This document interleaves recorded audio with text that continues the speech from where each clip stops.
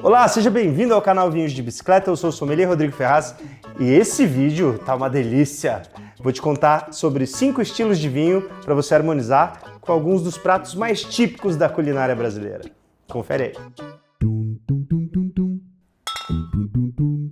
Você sabe que esse episódio, foi difícil de fazer esse conteúdo aqui, porque tem que pensar muito bem. Essa culinária brasileira que a gente inventou aqui é uma culinária difícil de harmonizar com vinho, porque sempre tem um detalhe ou outro que pode acabar falando, putz, isso aqui pode ficar bom, mas se eu combinar com isso daqui, pode ser que não dê certo. Então, assim, fiz com carinho para você curtir esse episódio.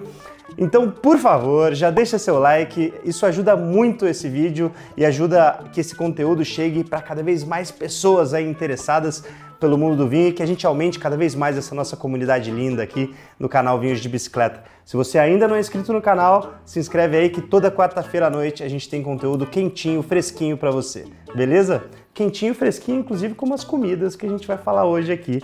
É lógico, vão ficar faltando algumas, é claro. É tema para episódio depois, mais pra frente? Claro que é! Depois, inclusive, vocês comentem aí se ficou faltando alguma que vocês querem saber como harmoniza legal com vinho. Aí vocês comentem e a gente prepara para vocês, porque o que a gente não faz sorrindo que vocês não pedem chorando pra gente. É isso? Tá bom, vai, vamos nessa. Ó, primeira de todas, primeira comida, não podia deixar de ser essa, né? Tinha que ser a feijuca, a nossa famosíssima feijoada. A gente já, sabe exatamente o que é a feijoada, aquela mistura de várias coisas e tal, né? O pessoal põe torresmo junto e farofa, mas a própria feijoada mesmo tem o feijão com a linguiça, tem gente que coloca pé de porco, orelha e tal, é uma mistureba maluca. Mas o que a gente tem que pegar assim por princípio, que é o que eu vou até me basear aqui nessas dicas de harmonização que eu preparei para você, é o estilo geral do prato. Porque é lógico que tem variações, né? Pô, tem gente que adora colocar pimenta pra caramba na feijoada e tal, mas eu vou pegar um estilo mais geral desse prato e aí fazer uma harmonização para facilitar a tua vida. Porque é o seguinte, quando a gente vai falar de harmonização com vinho, a gente tem que pensar que a gente pode fazer 3 coisas possíveis. A gente pode fazer a harmonização, que é quando um prato ajuda aquele vinho, né? Quando um e o outro estão ali para serem amigos e se ajudarem e ser uma degustação bem harmoniosa no teu paladar. Ou eles podem simplesmente não harmonizar, mas é ok, né? Não estão harmonizando, mas não estão causando nenhum tipo de desagrado ali para o nosso paladar. Ou, que é a terceira opção e pior delas, pode sim gerar uma desarmonização. Eu vou te dar algumas dicas para você não correr esse risco, passar longe desse risco aí, que aí ou a comida pode prejudicar o vinho vai ficar mais amargo, ou o vinho pode prejudicar a comida, passar por cima da comida. Então tem que tomar cuidado aí com algumas dicas que eu vou te passar no episódio de hoje, tá bom? Então vamos lá, vamos começar com a queridíssima feijoada. Feijoada, como o nome já diz, tem feijão preto. E qual é uma característica muito marcante do feijão preto? Amargor, né? Quando a gente coloca o feijão na boca, por si só, ele já é um alimento amargo. Ao mesmo tempo, a feijoada ela é muito intensa, é um prato mais pesado e extremamente gorduroso. Então olha só que difícil que é pensar nessa harmonização, né? Você precisa de um vinho intenso para estar igual ali, de igual para igual. Quando a gente fala de corpo, tem que estar de igual para igual. Então se o prato é intenso, o vinho tem que ser igualmente intenso.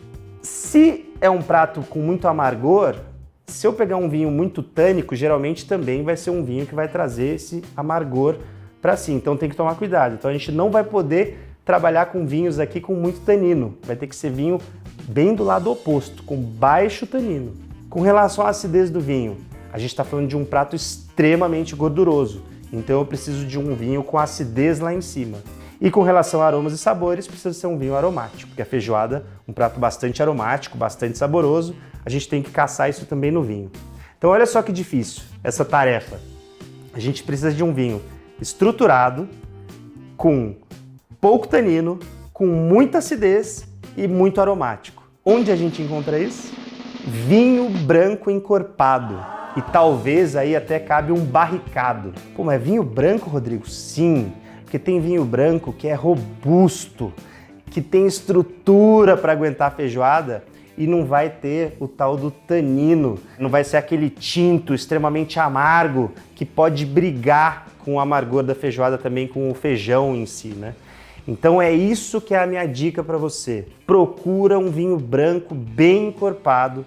Geralmente você vai encontrar isso em regiões quentes, como Espanha, por exemplo. Eles são mestres em fazer vinho branco bem estruturado. Tem vários vinhos brancos espanhóis que eles carregam bastante na barrica e a harmonização com feijoada vai ficar um espetáculo. Inclusive, até para facilitar a tua vida, eu vou deixar a dica de rótulo aí para você também. Então confere aí no descritivo que eu vou deixar o link já desses rótulos e com um cupom de desconto aí para vocês aproveitarem. Estou fazendo a lição de casa por você, agora é só você aproveitar. Então agora vamos para o próximo prato, moqueca de peixe ou moqueca de frutos do mar. Isso aí é famoso, né? Tem a moqueca baiana, tem a moqueca capixaba, tem essa guerra de descobrir quem que inventou primeiro, mas no fim das contas, qual que é a base desse prato aí?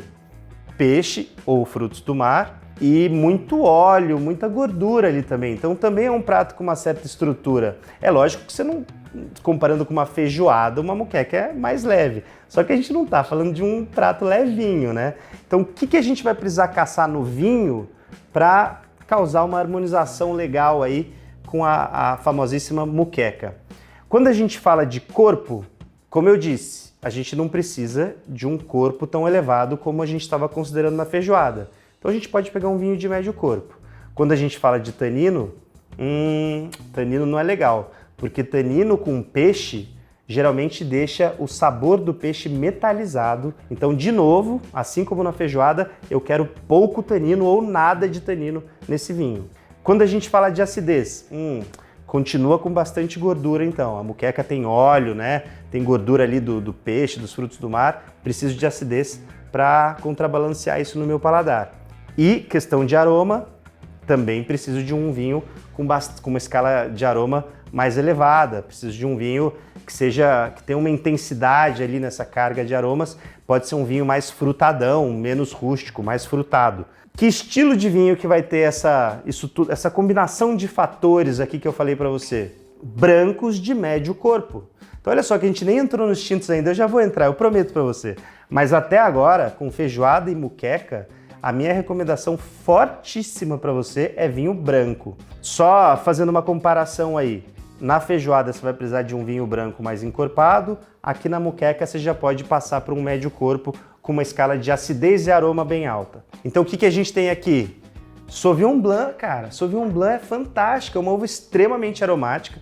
Quando a gente pega Sauvignon Blanc brasileiro, sul da França, chileno, uruguaio, poxa, tem vinhos maravilhosos feitos com essa uva. Geralmente eles vão ter médio corpo, uma escala de acidez lá em cima, porque é uma tipicidade dessa uva, e uma escala de aroma lá em cima também, para contrabalancear legal com essa intensidade aromática que vem também da moqueca. E agora sim, a gente chega nos vinhos tintos, né? Para quem é fã aí, que eu sei que tem muita gente que é fã de vinho tinto, a gente finalmente chega neles. A gente chega no nosso também terceiro prato, que é o famosíssimo Baião de Dois. Um dos pratos nordestinos mais famosos do Brasil. Eu adoro comer baião de dois, só que aí volta uma coisinha, né? Porque no baião de dois, o que a gente vai ter, né? Tem até minha colinha aqui. É lógico que tem o arroz também, mas tem o caldo do feijão. E aí vai ter carne seca, toucinho, queijo coalho, coentro, cebolinha. E o feijão voltou. O feijão voltou, o amargor do feijão voltou. Pô, Rodrigo, mas você falou que tem que tomar cuidado com vinho tânico, tinto, amargo, com feijão, né? Sim, e a gente precisa continuar com essa preocupação aí, com esse cuidado aqui. Só que o bom do baião de dois é o seguinte, ele não é dos pratos mais estruturados, ele não é como uma feijoada. É lógico, se você comer bastante, você vai se encher bastante também de baião de dois. Mas a feijoada ela tem muito mais estrutura para o nosso paladar. Então no baião de dois, quando a gente vai falar de corpo no vinho, eu posso pegar um vinho de médio corpo. Pelo fato do feijão ter voltado à cena, aí eu preciso de menos tanino. E a acidez desse vinho, como que ela tem que ser? O baião de dois tem gordura, né? Não tem tanta assim, mas tem. Tem gordura do queijo coalho e tal. Tem uma gordura ali que vai estar grudadinha no arroz ali. Então você precisa de um vinho tinto médio corpo, baixo tanino, mais acidez. para contrabalancear essa gordura. E a questão aromática, aí eu já acho que desses pratos que a gente falou aqui, o Baião de 2 não vai ser aquele que vai dar uma explosão de aroma para você. Então você pode pegar um vinho aí numa escala de aromática média, pode ser um vinho que tem tanto trazendo para fruta como para rusticidade, que eu acho que vai ser interessante. Então a gente tendo essa combinação de fatores aí, eu vou te indicar alguns estilos de vinho, algumas uvas que tem essa combinação, que conseguem chegar exatamente nesse perfil aqui. Quais seriam essas uvas?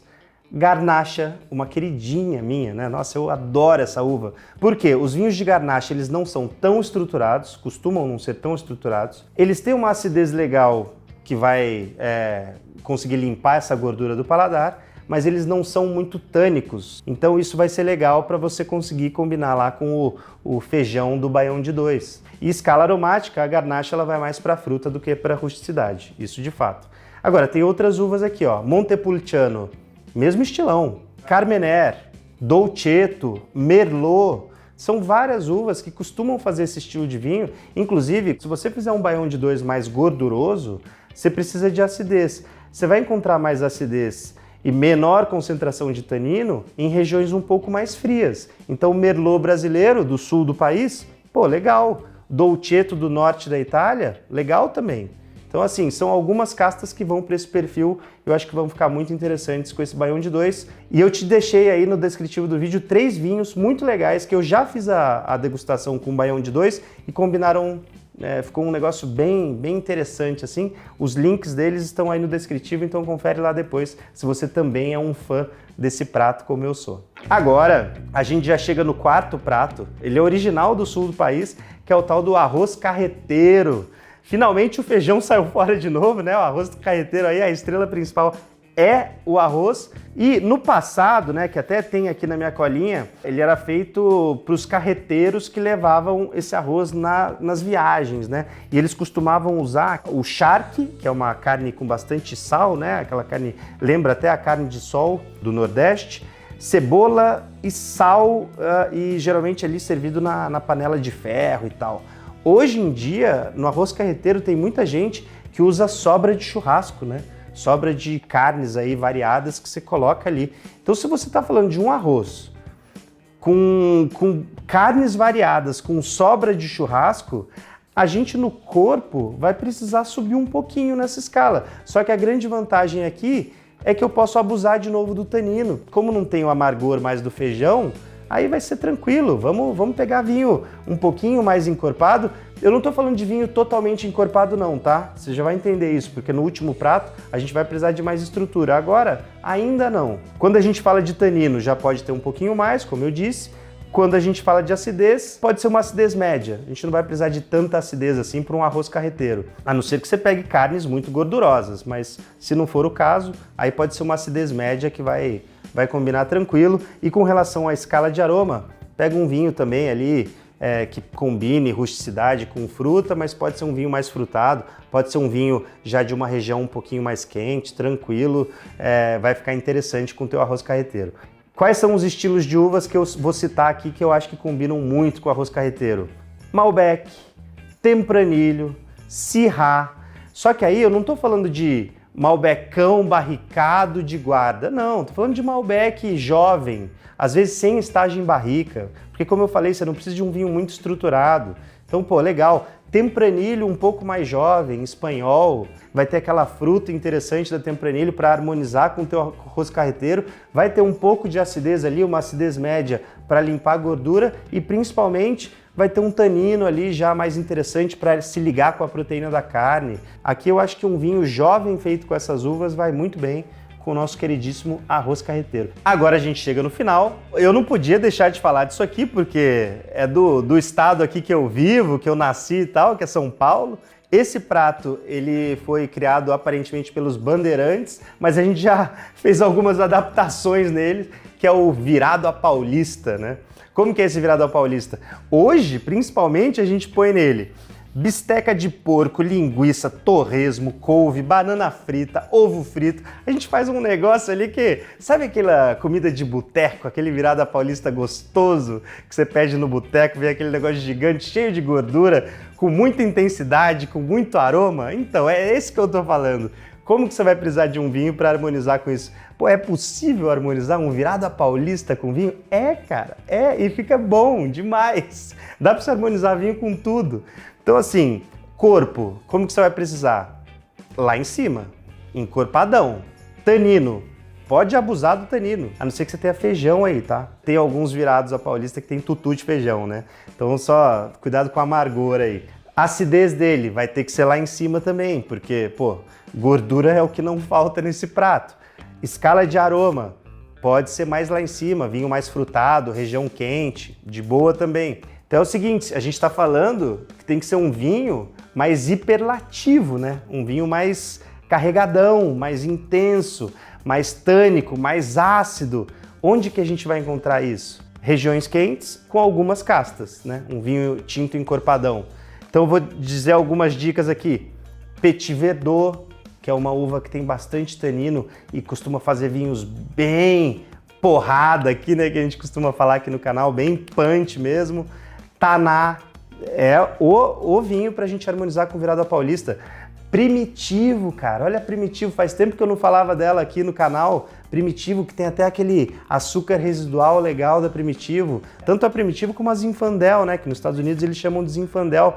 Pô, são vinhos excelentes para você harmonizar com virada paulista, porque a estrutura desses vinhos, que essas castas vão dar para esses vinhos, vai ser uma estrutura que vai combinar com a estrutura desse prato e eles vão ter acidez para limpar essa gordura também. Aqui sim, eu já estou falando de vinho de uva que tem essa carga de intensidade, que tem essa carga de tanino, e sim pode ser vinho barricado mesmo. Porque aqui a gente está falando que tem que ser um vinho, como eu disse, mais hiperlativo, um vinho mais elevado em todos os aspectos que a gente falou aqui.